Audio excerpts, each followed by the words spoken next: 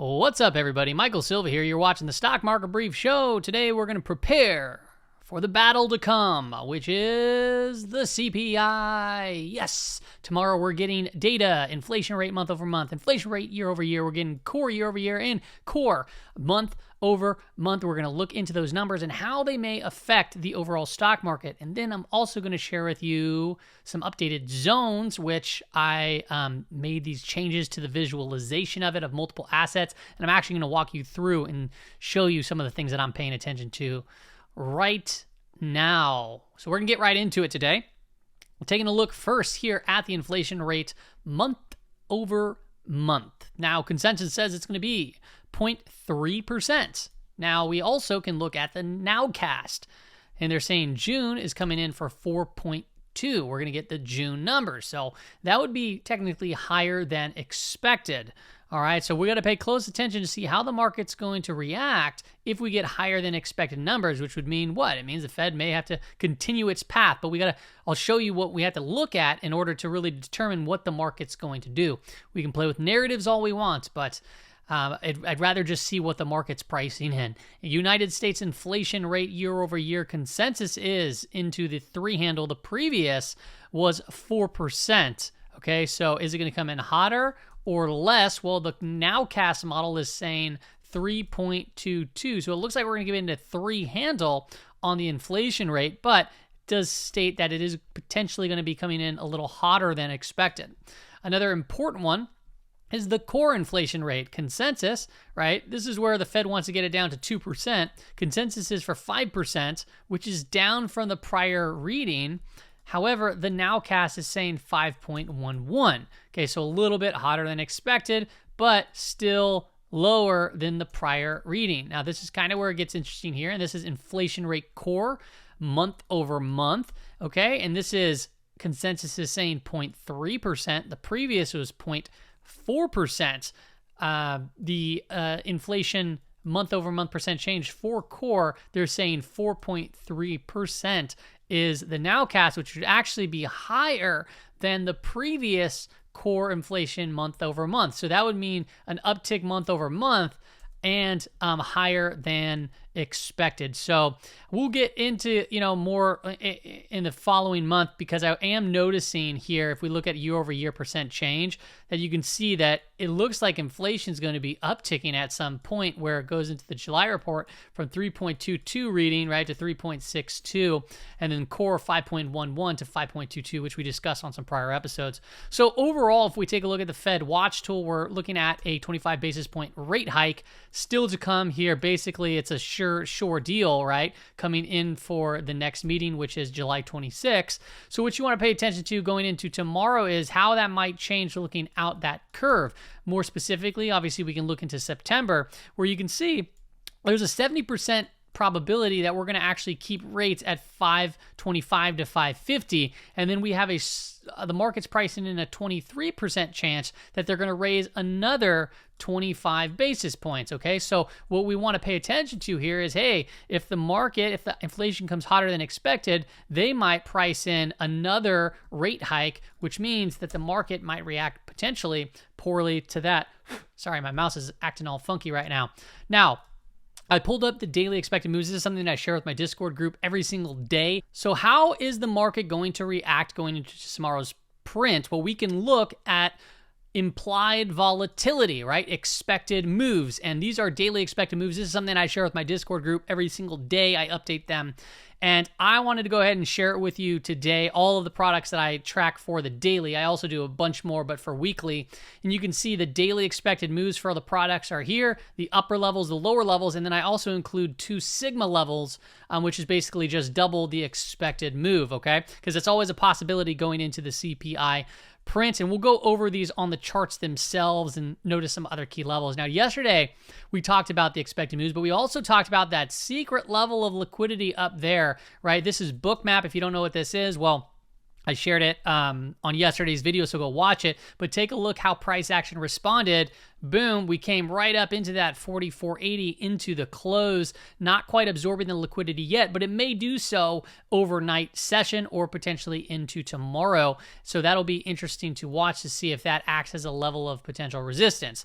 Now, and by the way, if you like this type of software, I have a link below that gives a description or a discount for like monthly plan, and then also, but I have bigger discounts for like the quarterly, annual, and half year or something like that. I can't quite remember, but you can click on the link to find out more information about that.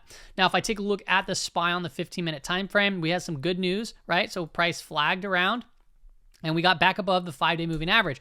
5-day moving average and the quarter-to-date anchored VWAP. So as long as we can hold those levels, that is a good thing, right? So yesterday we talked about potentially, taking out this low would open the door to go lower, but now we're looking at a daily expected move of 445.81, 439.11. Remember, we have a CPI print. There's always a possibility of a 2 sigma move, given if it's much hotter than expected, or I guess to say more of a surprise, I guess would be the better case. Then we have the weekly expected moves right over here, 440, 448, 432, 62 down to the bottom. So as long as we can hold up and stay above the 5-day moving average, it'll start to flatten out and start to curl back. It could get choppy to begin with. Remember, the CPI report comes in 1 hour before the market opens, and then we might see obviously some volatility for the first 30, 40 minutes as, people typically trade that volatility. So just be aware the market has to digest the overall move.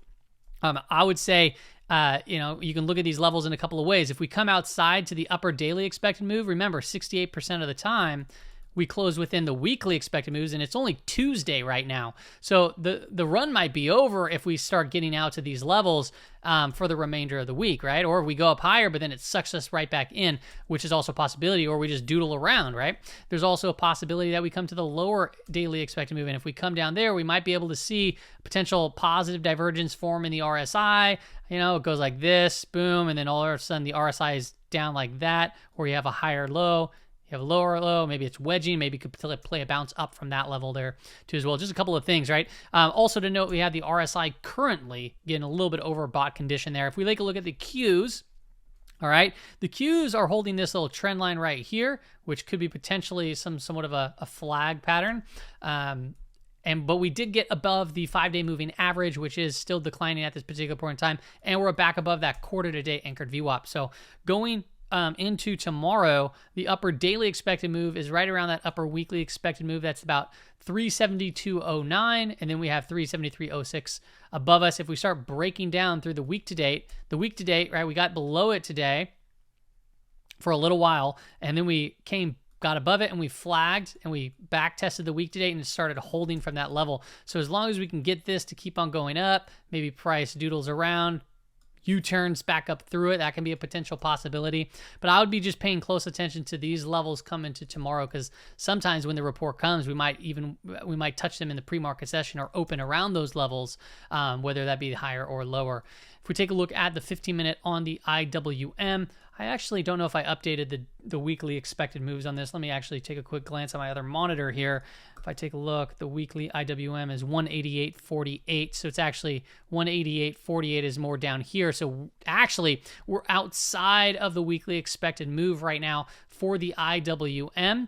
The upper daily expected move going into tomorrow, right? We had a nice big multi-day rally, 192 and 192.22 for the upper daily. The lower daily is 187.38, and then the lower weekly is 180.94. What I'll do is I'll just bring it onto my screen. So if you want to screenshot this is the weekly expected move for going into the remainder of the week. That's weekly. This is the lower level, this is the upper level for IWM. Okay, so you can screenshot that. Also to note here, if I'm looking at the RSI is an overbought condition, and that was the same thing with the SPY. The Russell or the Nasdaq 100, I didn't include that simply because it was kind of just flowing around 50-60 range. Okay, so I wanted to really quickly touch on the zones. So this is a document that I share. It's using a indicator very similar to the Bollinger Bands in a way, but it's a little bit more reactive, and it's based off of fractal math by the book by Benoit Mandelbrot. these bands have a low, a midpoint, and a high point. And what I did was I made it so we can visualize the data a little bit clearer for people that are in the swing trading group. And I do share it every once in a while here as well. That's why I'm kind of telling you about it now. And I'm going to walk you through the exact visualization here momentarily. But then it gives you a range and a trend, and the trend is based off a Dawn chain channel. It's the midpoint. And if I look at what we're going to be doing as far as the visualization goes, I basically have an asset, and then I have the low point, the mid-range, and the high point of the range, or the bands. And you can see the dot is where the closing price is of this asset and where it lies within these bands. So it's just a very clear visualization. And then the band is green when it's in a bullish trend, and it's red if it's in a bearish trend. And then the dot changes colors when it gets closer to the lower end and to the higher end. And then it's neutral, more towards the middle area of the range. So if I'm going to show this, I want to show you here what the document looks like and just kind of walk you through, just see what I'm seeing right now. So there's not too much action as it stands right now on the S&P 500. It's in a bullish trend. It's more towards the higher point of the range as it stands right now, which means there's a lot of open for downside. If I keep going on, one thing that points out that I find interesting is the dollar, right? We've been talking about the negative correlation with the dollar. So the dollar is going towards the lower end, and yeah, it's red, but also I'll show you the ETF here momentarily for this because I did find it very interesting. But we're basically at the lower end here, and that's pushing products like the S&P 500 up.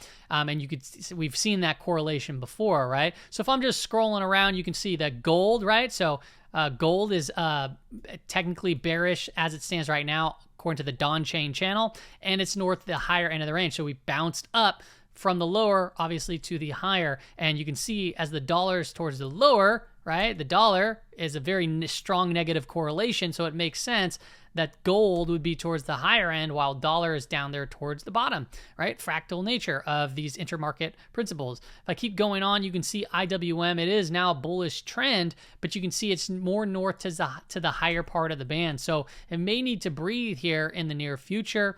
A lot of nothingness as it stands right there. We're getting a couple other ones like XLI towards the higher end. We have financials. It's within the top 20% of the band. If we go on, you can see XLE is getting towards the top of its band right now. XRT was one that's turning dark red, which means it's basically here at the higher end. So we saw a big bounce in high short interest names and retail names, and you can see we're up there. So would you want to go long right here? It might not be the best opportunity. You might want to look to see if it was bullish trend more down towards the lower end to accumulate or see what the price looks like from an absolute perspective.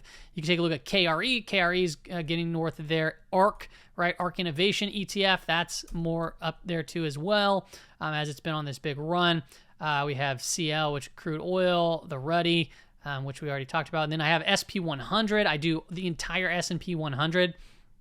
You can see it's cap weighted. So you see the largest market cap at the top and then it goes, in that order. So you have a bunch of stuff, a lot of products coming off the lower end. We bounced today, right? So they were getting sold off yesterday. Google was, towards the lower end, right? Now we're bouncing from those levels. If I keep going, you see Meta. Meta is one that has been doing well. That's getting towards the higher end. UNH is kind of coming to the lower end.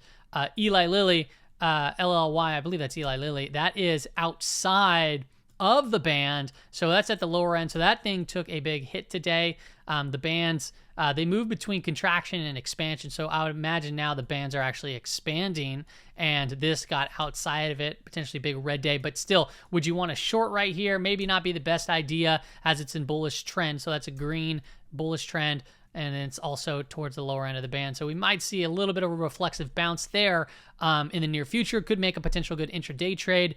If you look at intraday charts, remember, this is just a tool to quickly analyze stuff. If I keep going on, you can just see CVX, so energy, right? So as oil has been bouncing in energy names, this has actually been in a bearish trend, but it's coming towards the higher end. So, potential short opportunity. If you look at the chart, MRK, getting towards the end, which is another healthcare name, right? If we continue on, you can see CRM. This was actually one of the trade ideas that I shared yesterday, and the price was basically coiling up, and it opened up.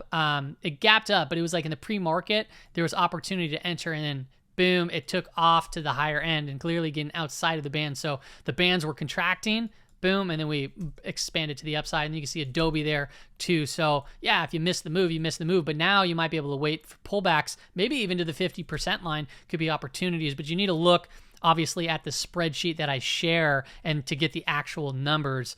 We'll go back because I did see something quite interesting with UUP, the currency ETF. Let me see, what was that? Verizon stock, Verizon Communications, that's towards the bottom end. Boeing is at the higher end. Caterpillar is at the higher end. ConocoPhillips is at the higher end.